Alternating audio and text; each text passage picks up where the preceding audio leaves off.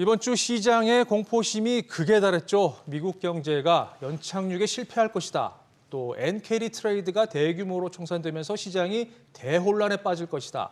이 같은 복합적인 패닉에 빠진 투자자들은 정신없이 주식을 처분했습니다.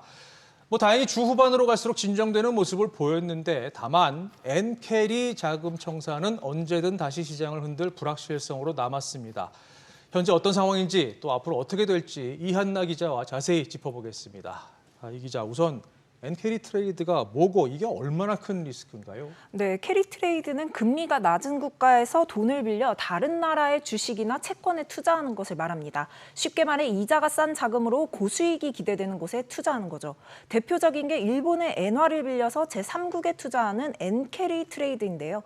이 방식이 활성화된 이유는 일본이 그동안 초저금리 정책을 이어왔기 때문입니다. 일본은 미국과 유럽 등 주요국들이 인플레이션을 잡기 위해 큰 폭으로 기준금리를 올렸을 때도 마이너스 금리를 고수했습니다.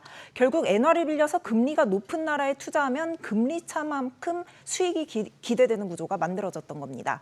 현재 이 엔캐리 트레이드 자금 규모는 20조 달러, 우리 돈으로 무려 2경 6천조 원이 넘는 것으로 추산되는데 이처럼 막대한 자금이 움직인다는 건 그만큼 시장 변동성이 엄청나게 커진다는 얘기입니다. 네, 그러니까 거의 공짜로 돈을 빌려서 투자를 했다는 건데 이 막대한 자금이 투자국에서 지금 빠져나가고 있다는 거잖아요. 왜 그런 겁니까? 네, 이게 일본은행 때문인데요. 그동안 엔화는 아베노믹스로 대표되는 일본의 완화적 통화 정책에 따라 달러 대비 약세를 보여왔습니다. 그러다 지난달 31일 일본은행이 기준금리를 인상하고 국채 매입 규모를 점진적으로 절반으로 감축하는 양적 긴축에 나서면서 엔화 가치가 다시 오르기 시작했는데요. 지난달 11일까지만 해도 달러당 161엔을 웃돌던 엔달러 환율은 이번 주 초 장중 141엔 선까지 떨어지기도 했습니다. 문제는 엔화의 가치가 오르면 엔캐리 트레이드의 수익률이 뚝 떨어질 수 있다는 점인데요. 더 이상 엔화를 싸게 빌릴 수 없기 때문입니다. 때문에 시장에선 해외 자산을 처분하고 엔화를 갚는 엔캐리 트레이드 청산 움직임이 본격화될 것이란 전망이 나왔고 그 전망이 지난주 후반부터 현실화되고 있습니다. 결국 자금이 썰물처럼 빠져나갈 것이란 우려가 글로벌 증시 폭락을 촉발시킨 원인으로 볼 수 있습니다. 네, 그러니까 경기 침체 우려보다 사실 엔캐리 트레이드 청산이 더 큰 문제였군요. 자, 월요일 폭락 사태 이후에 증시 패닉은 어느 정도 좀 진정되는 모습인데 이 리스크는 여전히 좀 남아있는 거예요. 네, 엔캐리 트레이드 청산은 이제 시작에 불과하다는 분석이 나오는데요.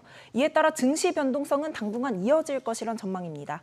JP모건은 엔캐리 트레이드가 투자 시장에서 50에서 60%가량 해소됐고 아직 다 끝나지 않아 추가로 청산될 수 있다고 봤고요. 베어드는 엔캐리 트레이드가 계속 풀리면서 단기적으로 변동성이 높아질 가능성이 높다고 분석했습니다. 또 비 라일리 웰스 역시 미국의 금리 인하는 불가피한 만큼 엔캐리 트레이드 청산이 끝날 때까지 글로벌 금융시장의 변동성을 계속 유발할 것이라고 내다봤습니다. 월스트리트저널도 미 상품거래위원회 데이터를 인용해서 7월 초 헤지펀드 등 투자자들이 엔화 약세에 베팅한 계약은 순자산 기준 140억 달러로 집계됐다고 전했는데요. 이어 지난주까지 순자산은 60억 달러로 절반 이상 줄었다고 전했는데 이는 엔캐리 트레이드 청산이 대거 이루어졌다는 뜻입니다. 네, 절반이 청산됐다. 그럼 이 얘기는 바꿔 얘기하면은 절반이 남았다는 얘기로도 해석할 수 있는데 이 청산이 가속화할 가능성 이거 얼마나 되는 겁니까? 네, 일단 가장 큰 변수는 미국 연준입니다. 연준이 만약 9월 금리 인하에 나서면서 인하폭을 0.5%포인트 B컷으로 진행하면 엔캐리 트레이드 청산의 속도가 붙을 것이란 전망이 나옵니다. 이 청산 자체가 앞서 말씀드린 일본은행의 금리 인상 이후 힘을 얻기 시작한 미 연준의 금리 인하 가능성에서 촉발된 건데 엔저가 끝나고 엔화 약세에 베팅했던 투자자들이 손실을 최소화하려면 서둘러 손절에 나설 수밖에 없겠죠.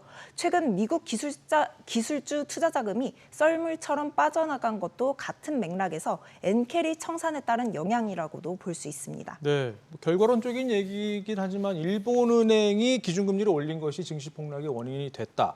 그래서 일본은행이 지금 비난의 화살을 맞고 있는데 그렇다면 일본은행이 오판한 겁니까? 이건 어떻게 봐야 되는 건가요? 네, 일각에서는 글로벌 자산 폭락 사태를 두고 섣불리 기준금리를 인상한 일본은행의 책임론을 이렇게 띄우고 있습니다.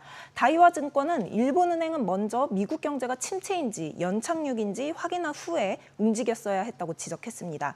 여기에 TS 롬바르드는 연준이 노동시장 둔화와 경기 침체 우려 속에서 금리를 비교적 급격하게 내리면 엔캐리 트레이드가 됐건 어떤 캐리 트레이드가 됐건 청산을 심화시킬 것이라고 우려하면서 시장 충격을 줄이려면 연준과 일본은행이 공조에 나서야 할 것이라고 권고했습니다. 그렇군요. 어쨌든 이번에 일본은행이 많이 놀란 것 같습니다. 곧바로 불 끄기에 나섰죠. 네, 맞습니다. 지난달 금리를 올릴 때만 해도 앞으로 추가적인 금리 인상이 있을 수 있다고 말했는데요. 일주일 만에 신중한 입장으로 돌아섰습니다.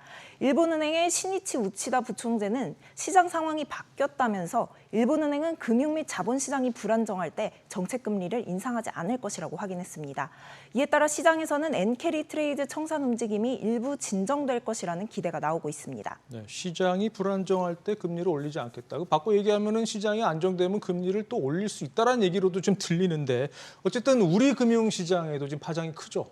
네, 관건은 앞으로의 엔화 흐름인데요. 미국이 금리 인하에 나서거나 일본이 금리를 높이면 미일 금리 차가 축소돼 엔고로 이어질 가능성이 높습니다.